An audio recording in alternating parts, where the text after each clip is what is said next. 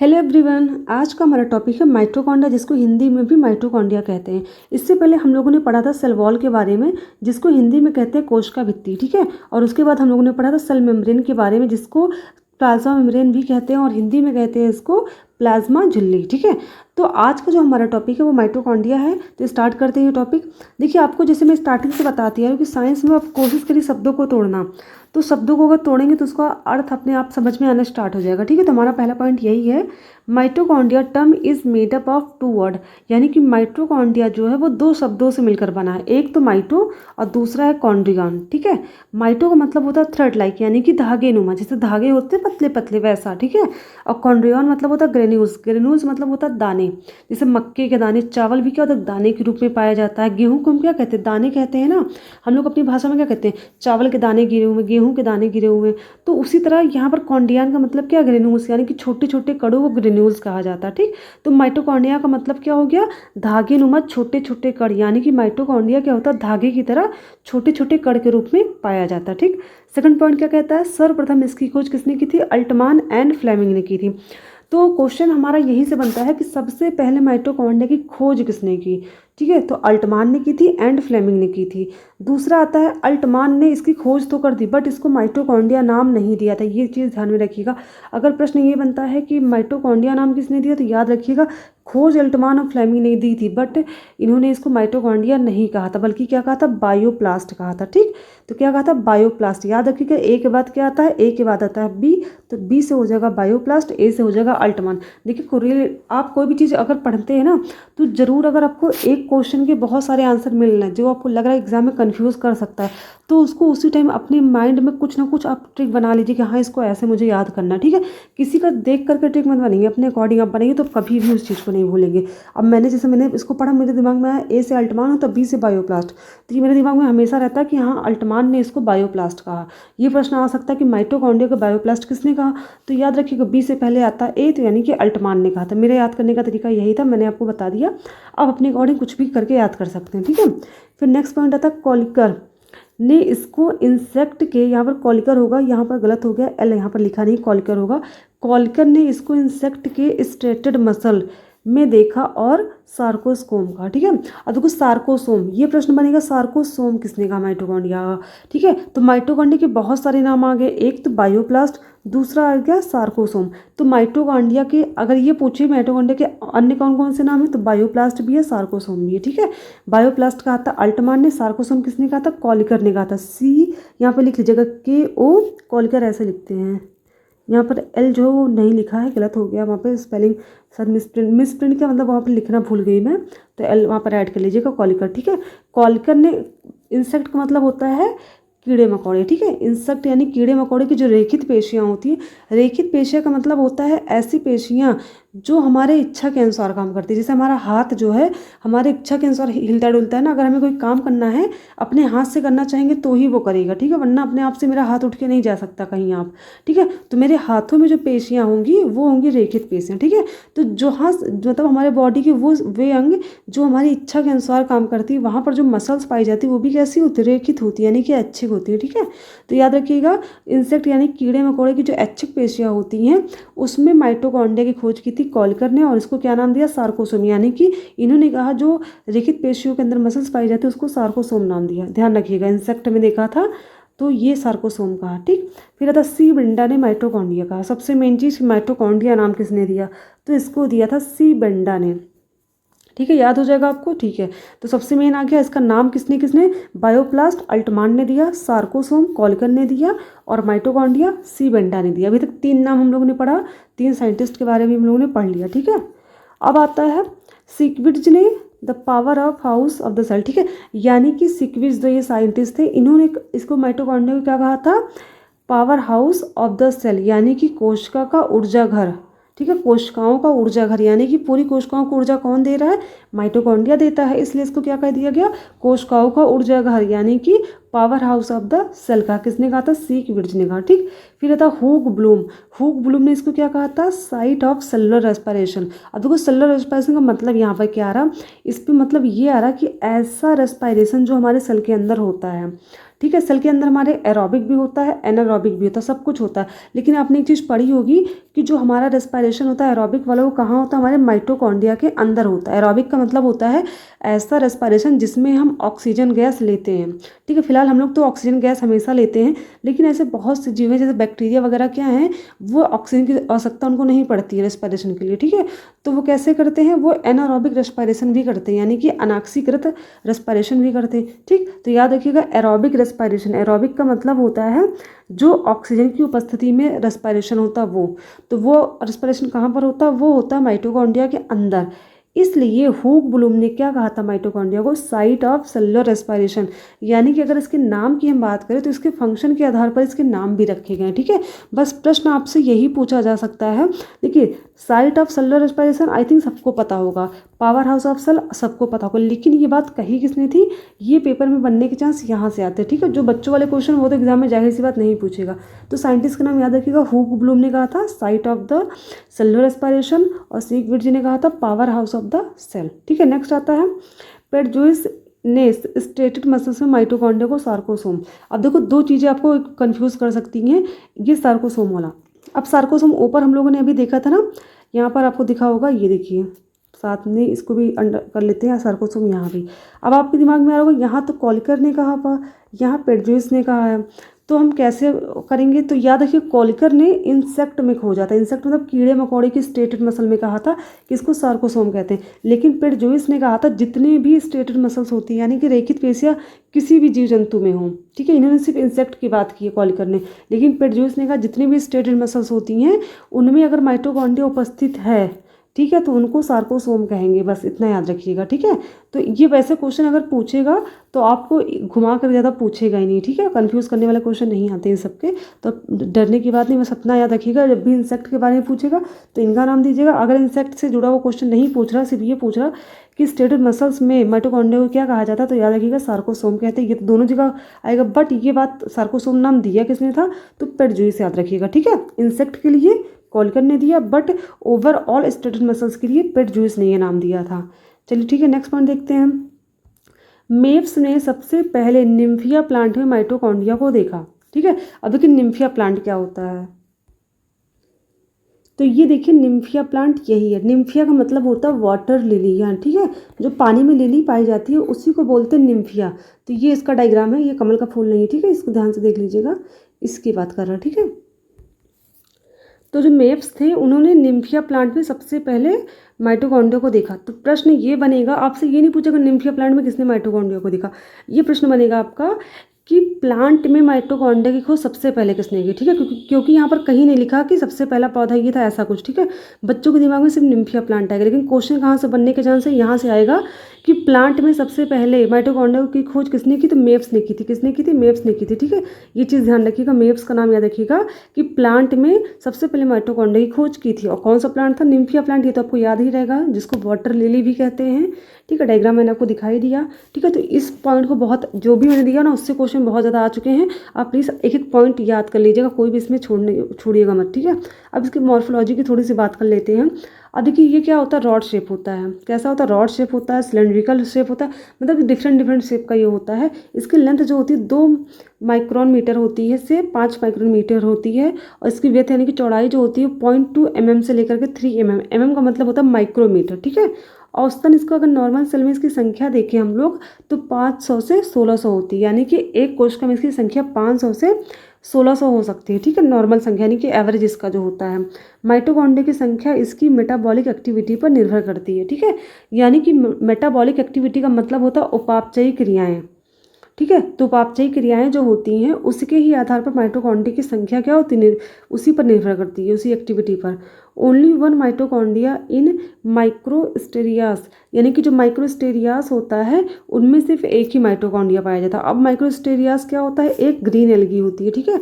और क्लोरेला जो होता है इसमें प्रोटीन बहुत ज़्यादा होता है। याद रखिए जो अंतरिक्ष में यात्री जाते हैं वो क्लोरेला हो गया, स्पाइरुलिना हो गया, ये सब भी एल्गी होते हैं, इसको ले जाते हैं प्रोटीन की वजह से, क्योंकि वहाँ पर क्या, अगर कोई भी चीज़ खाने के लिए जाएंगे तो बहुत जल्दी ख़राब होने के चांस होते हैं। बट ये एल्गी होता है, एक प्लांट है, तो ये क्या होता है, ये ख़राब तो होता नहीं, तो प्रोटीन की तरह इसका यूज़ यूज़ करते हैं, ठीक है, क्लोरेला एल्गी का, जो अंतरिक्ष यात्री होते हैं, यानी कि स्पेस पे जाने वाले लोग जो होते हैं, ठीक है। तो याद रखिएगा, तो जो माइटोकॉन्ड्रिया की संख्या क्या होती है, सिर्फ एक, ओनली वन, किस में पाई जाती है, तो माइक्रोस्टेरियस में पाई जाती है, जो कि एक एल्गी है, और क्लोरेला में पाई जाती है, ये भी एक एल्गी है, और ट्रिपैनोसोमा में पाई जाती है, जो कि एक प्रोटोजोआ होता है, ठीक है। वैसे प्रोटोजोआ जो होता है वो यूनिसेलुलर होता है, तो इसमें तो आपको याद हो ही जाएगा ट्रिपैनोसोमा, तो याद रखिएगा कि सिर्फ एक माइटोकॉन्ड्रिया इन तीनों में पाई जाती है, ठीक।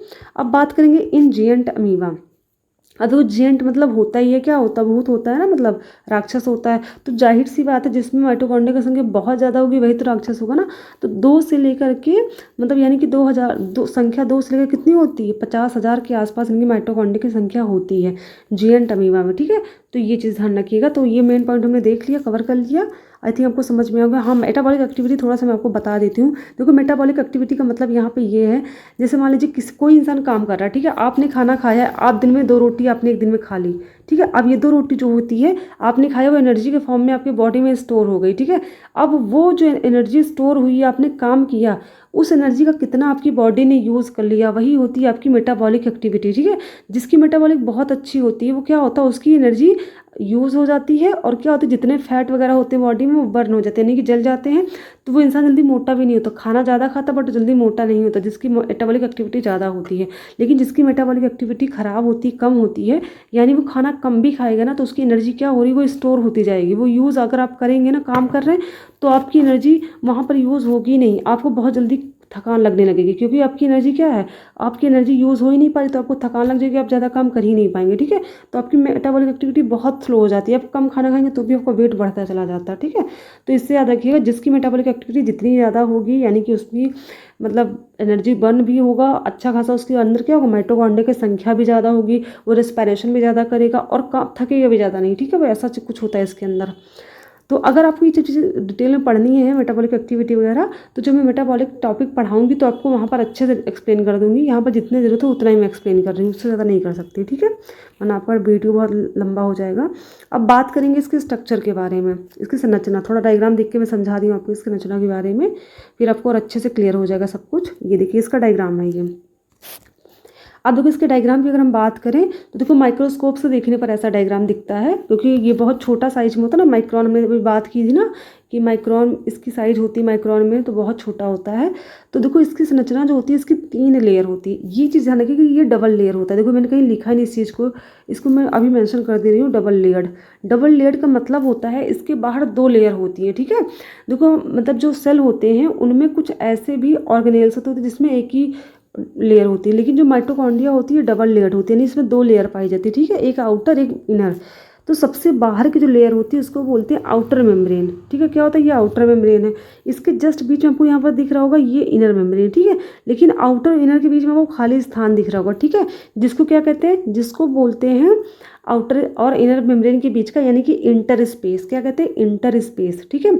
और ये होता है इनर मेम्ब्रेन, आपको ये दिख रहा होगा। इनर मेम्ब्रेन क्या है, कहीं कहीं पे क्या हुआ, ऐसा अंदर उंगली की नुमा क्या धसा हुआ है ना, तो ये क्या है, इनर मेम्ब्रेन कहीं कहीं पर क्या होता है, अंदर धसकर एक उंगली नुमा संरचना बनाता है, जिसको कहते हैं क्रिस्टी। क्या कहते हैं, क्रिस्टी। तो याद रखिए क्रिस्टी किससे बनता है, क्रिस्टी जो इनर मेम्ब्रेन होती है वही क्या होती है, अंदर की तरफ धसकर उंगली की तरफ संरचना बनाती है, जिसको क्या कहते हैं, क्रिस्टी कहते हैं, हिंदी में भी इसको क्रिस्टी ही कहा जाता है, ठीक है। तो याद रखिएगा कितनी मेम्ब्रेन होती है इसकी, 2 होती है, एक आउटर होती है जो कि बाहर की तरफ आपको दिख रहा है, एक होती है इनर, और आउटर इनर के बीच में स्पेस होता है जिसको बोलते हैं इंटर स्पेस, ठीक है। इनर मेम्ब्रेन जो होती है वो अंदर की तरफ धस के एक उंगली नुमा संरचना बना रही है, ढेर सारी देखिए ऐसे, इसको कहते हैं क्रिस्टी। और यहाँ पर जो आपको भरा हुआ पदार्थ दिख रहा है, यानी कि जो इनर मेम्ब्रेन के अंदर खाली स्थान ढेर सारा दिख रहा है, इसे बोलते हैं मैट्रिक्स। क्या कहते हैं इसको, मैट्रिक्स कहते हैं। अब आपको एक स्पेशल चीज़ यहाँ पर दिख रहा होगा, राइबोसोम।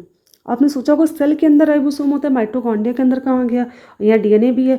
तो हाँ, जो क्लोरोप्लास्ट होता है और माइटोकॉन्ड्रिया होता है, इनके पास खुद का राइबोसोम भी होता है और खुद का डीएनए भी होता है। राइबोसोम जो होता है वो दोनों प्रकार का राइबोसोम नहीं होता है, यानी कि 70 और 80 दोनों टाइप का नहीं होता है, इसके पास सिर्फ 70S राइबोसोम होता है, ठीक है।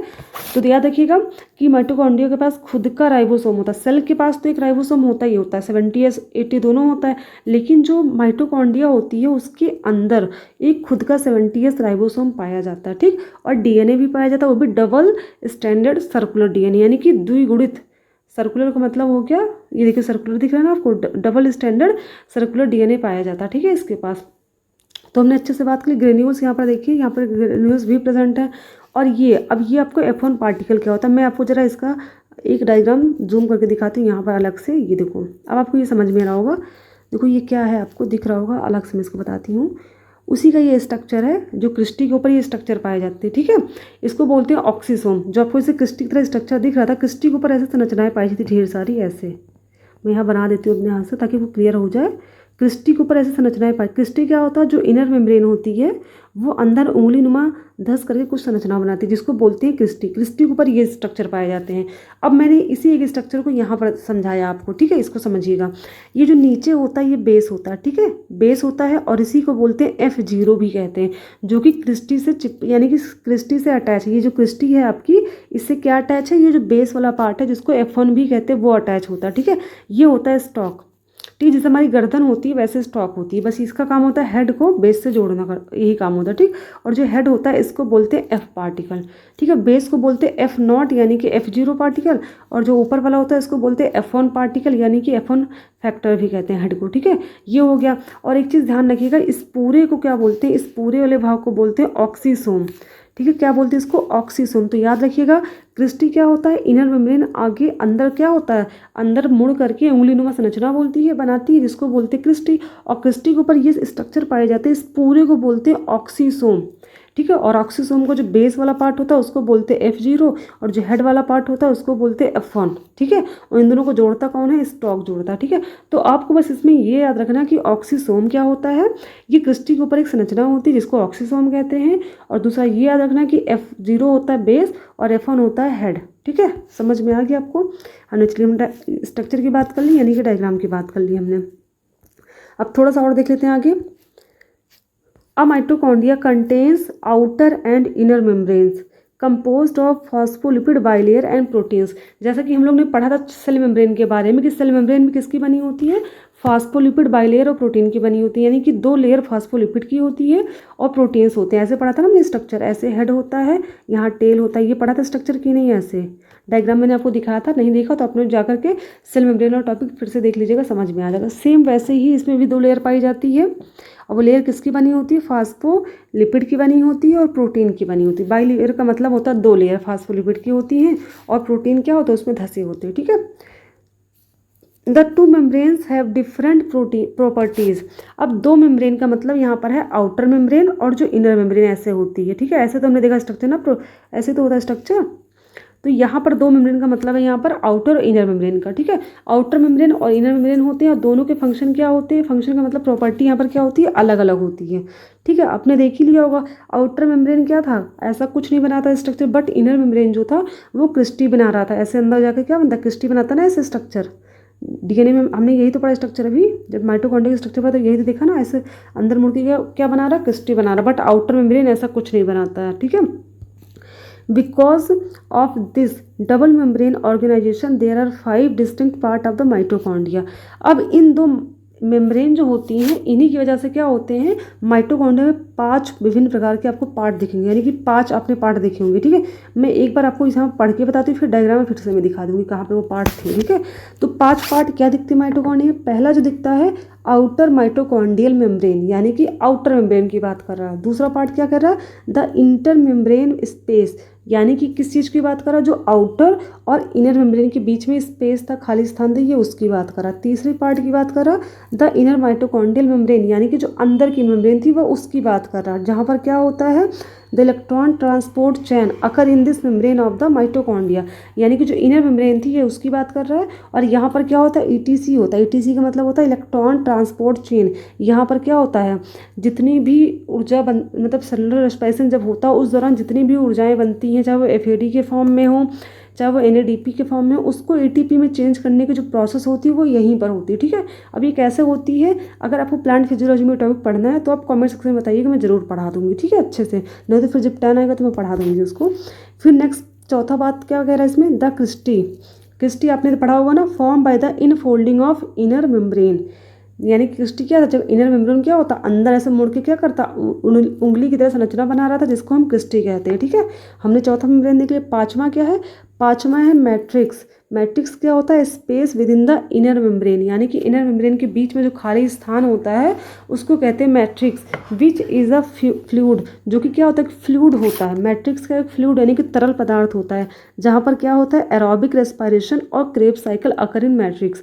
और यहाँ पर क्या होती है? Aerobic respiration. एरोबिक का मतलब होता है ऐसा रेस्पिरेशन जिसके लिए ऑक्सीजन की आवश्यकता होती है, और एरोबिक रेस्पिरेशन को ही बोलते हैं क्रेब्स साइकिल। ठीक है, तो एक बार मैं डायग्राम में आपको दिखा दूँ पांचों चीज़ें, फिर आपको क्लियर हो जाएंगी। चलो बात कर लेते हैं पांचों चीज़ों की। सबसे पहली बात उसमें कही थी आउटर मेम्ब्रेन। तो आउटर मेम्ब्रेन आपको ये दिख रहा होगा, ठीक है, ये है आउटर मेम्ब्रेन हमारी, ठीक है, पूरा ये आउटर है। दूसरी बात क्या कही थी? इनर मेम्ब्रेन की। तो इनर मेम्ब्रेन ये आपको दिख रहा होगा, ये इनर मेम्ब्रेन है, ठीक। अब इस तीसरी बात क्या थी? इसके बीच में जो स्पेस था, आउटर इनर के बीच में जो स्पेस था, इसको बोलते हैं इंटरफेस। तीन बातें क्या होगी? चौथी बात, जो इनर मेम्ब्रेन होती है वो उंगली की तरह क्या होती है? अंदर मुड़ के क्या बनाती है? एक संरचना बनाती है जिसको कहते हैं क्रिस्टी। ठीक है, ये चौथी बात हमने पढ़ ली यहाँ पर, ये हो गई क्रिस्टी। पांचवी बात, जो इनर मेम्ब्रेन होती है इसके बीच में क्या होता है? इसके बीच में एक फ्लूइड भरा होता है, यानी कि तरल पदार्थ भरा होता है, जिसको कहते हैं मैट्रिक्स। ठीक है, पांचों चीज़ हमने क्लियर कर ली। ओके, चलो आगे देखते हैं। फिर ये टॉपिक क्लियर हो गया, आगे देखते हैं नेक्स्ट पॉइंट, बेस और F0। बेस और F0 को मतलब पता होगा आपको ना, जो क्रिस्टी थी उसको जो स्ट्रक्चर पाया जाता था ऐसे, इसी को बोलते हैं बेस, यानी कि F0। ठीक है, तो क्या कहता है? बेस और F0 part joint with cristae by oligomycin sensitivity configuration protein, यानी कि OSCP प्रोटीन। यानी कि जो F0 वाला पार्ट होता है वो क्रिस्टी से किसके तरह जुड़ा होता है? इसी प्रोटीन के द्वारा, जिसको बोलते हैं ओलिगोमाइसिन सेंसिटिविटी कॉन्फ़िगरेशन प्रोटीन। ठीक है, नेक्स्ट पॉइंट है mitochondria has its own double standard circular DNA and 70s ribosome. So mitochondria is also known as cell within cell और ऑटोनोमस सेल ऑर्गेनेज। अब देखो क्या होता है, माइटोकॉन्ड्रिया के पास इसका खुद का क्या होता है? Double standard DNA। ये क्वेश्चन बहुत आता है कि सेल जो होते हैं, चाहे वो प्लांट हो चाहे एनिमल सेल हो, उसमें ऐसे कौन से ऑर्गेनेल्स होते हैं जिनमें उनका खुद का DNA और राइबोसोम पाया जाता है? तो ऐसे मात्र दो ही ऑर्गेनेल्स होते हैं, एक तो होता है माइटोकॉन्ड्रिया और दूसरा होता है क्लोरोप्लास्ट। क्लोरोप्लास्ट को हिंदी में बोलते हैं हरित लवक। देखो माइटोकॉन्ड्रिया को तो माइटोकॉन्ड्रिया ही कहते हैं, लेकिन क्लोरोप्लास्ट को हरित लवक कहते हैं। ठीक है, याद रखिएगा, ये क्वेश्चन बहुत इंपॉर्टेंट है कि इनके खुद के अपने DNA भी होते हैं, वो भी डबल स्टैंडर्ड, ये याद रखिएगा, डबल स्टैंडर्ड सर्कुलर DNA होता है। ठीक है, क्योंकि क्वेश्चन दे सकता है डबल स्टैंडर्ड, सिंगल स्टैंडर्ड या फिर थर्ड लेग DNA, कुछ भी कर सकता है। तो याद रखिए double standard circular DNA। Circular कैसा DNA? सर्कुलर। यही क्लोरोप्लास्ट के पास भी होता है, यही माइटोकॉन्ड्रिया के पास। और राइबोसोम 70S होता है, 80S नहीं होता, ये चीज़ ध्यान रखिएगा। ठीक है, 70S बैक्टीरिया में भी होता है, और जो माइटोकॉन्ड्रिया होता है क्लोरोप्लास्ट होता है, इसमें भी 70S टाइप का ही राइबोसोम पाया जाता है। ठीक है, तो ये चीज़ हमने क्लियर कर ली। इसी वजह से इनके पास खुद का DNA होता है, खुद का राइबोसोम होता है, इसी वजह से इसको कहते हैं सेल विद इन सेल, यानी कि सेल के अंदर सेल। ठीक है, यानी कि जो चीज़ें सेल में पाई जाती है वो खुद के क्या होते हैं? माइटोकॉन्ड्रिया के पास खुद होती हैं, वो चीज़ें खुद की पर्सनल भी होती हैं। ठीक है, और इसको ऑटोनॉमस सेल ऑर्गेनेल्स भी कहते हैं। ठीक है, यानी कि स्वायत्त कोशिकांग। ऑटोनॉमस मतलब होता है स्वायत्त। ठीक है, चलो हो गया इतना। अब मेन जो इसका है फंक्शन के बारे में देखते, तो वैसे आपको फंक्शन समझ में आ गया होगा, बट एक बार देख लेते हैं। इसका मेन फंक्शन पहला है mitochondria are the sites of aerobic respiration. ध्यान रखिएगा, एरोबिक का मतलब होता है ऑक्सीशोषण, यानी कि ऐसा श्वसन जिसमें ऑक्सीजन की आवश्यकता पड़ती है। ठीक है, तो एरोबिक रेस्पिरेशन जो होता है या क्रेब्स साइकिल, वो कहाँ पर कंप्लीट होती है? वो होती है हमारे माइटोकॉन्ड्रिया में। ठीक है, they produce cellular energy in the form of ATP। Cellular energy का मतलब होता है हमारी कोशिकाओं की एनर्जी देता है। ठीक है, और किसके फॉर्म में देता है? ATP के रूप में। ठीक है, तो ये क्वेश्चन बनता है कि माइटोकॉन्ड्रिया जो ऊर्जा बनाता है वो किसके फॉर्म में बनाता है? वो बनाता है ATP के फॉर्म में। ATP का फुल फॉर्म होता है एडिनोसिन, क्या होता है? Adenosine triphosphate. ठीक है, क्या होता है?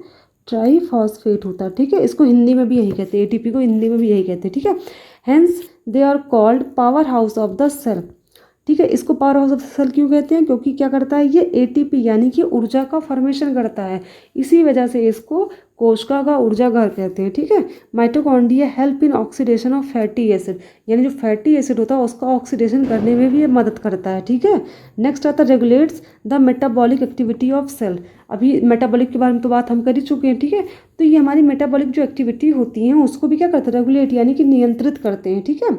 फिर नेक्स्ट देखते हैं promotes the growth of new cells and cell multiplication, यानी कि जो नई कोशिकाएं बनती है उनकी वृद्धि भी करने में क्या करता है, उसकी प्रमोट मतलब होता है उसको बढ़ाता है, उसकी वृद्धि को बढ़ाने में क्या करता है, हेल्प करता है। और सेल मल्टीप्लिकेशन यानी कि सेल का गुणन भी करता है, यानी कि उसकी संख्या भी बढ़ाने में हेल्प करता है, ठीक है। ग्रोथ का मतलब वृद्धि और मल्टीप्लिकेशन मतलब संख्या बढ़ाना, ठीक है।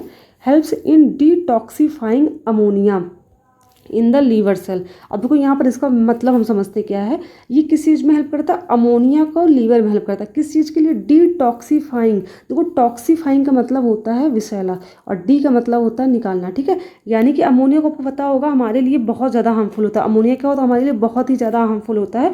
तो अगर लीवर में इसकी मात्रा बढ़ रही है, बन गया इसकी मात्रा बन गई है, तो ये लीवर से क्या करता है, इसको डिटॉक्सीफाई कर देता है, यानी कि इसको इसकी विषाक्तता को ख़त्म करता है, ठीक है। विषाक्तता को ख़त्म करने में क्या करेगा, हेल्प करेगा। ये चीज़ ध्यान रखिएगा। ये क्वेश्चन आ सकता है कि अमोनिया की विषाक्तता को कौन ख़त्म करता है, तो माइटोकॉन्ड्रिया करता है, ठीक है। Plays an important role in, ऐसे करते थोड़ा सा, हाँ, एपोप्टोसिस और प्रोग्राम्ड सेल डेथ। देखो एपोप्टोसिस का मतलब क्या होता है, मैं इसको समझा देती हूँ। इसको हिंदी में भी यही कहते हैं, एपोप्टोसिस।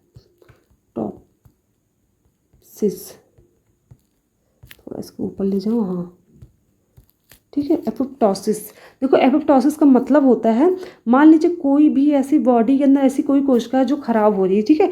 तो क्या हो जाएगा, वो क्या होगा, धीरे धीरे खत्म हो जाएगी, यानी खराब हो जाएगी, तो वो क्या हो जाएगा, खत्म हो जाएगा, डेड हो जाएगी। तो ये जो मतलब खराब कोशिकाएं होती हैं या फिर जो हमारे लिए हार्मफुल होती हैं, उन कोशिकाओं को नष्ट करने में भी क्या करता है, एक इम्पॉर्टेंट रोल करता है, ठीक है। तो यही इसमें कहा जा रहा है, plays an important role in apoptosis. Apoptosis का मतलब ही होता है कि ऐसी कोशिकाओं को ख़त्म कर दें जो हमारे लिए हार्मफुल होती हैं। और प्रोग्राम्ड सेल डेथ, यानी कि ऐसी कोशिकाओं को, डेथ, सेल डेथ का मतलब यहाँ पर ऐसे है कि जो काम करना, क्रिया करना बंद कर चुकी हैं कोशिकाएं या हमारे लिए हार्मफुल हो चुकी हैं, उनको नष्ट कर देना, उनको ख़त्म कर देना, ठीक है। तो उसको ख़त्म करने में, उसको नष्ट करने में क्या करता है, बहुत महत्वपूर्ण भूमिका निभाता है, ठीक है।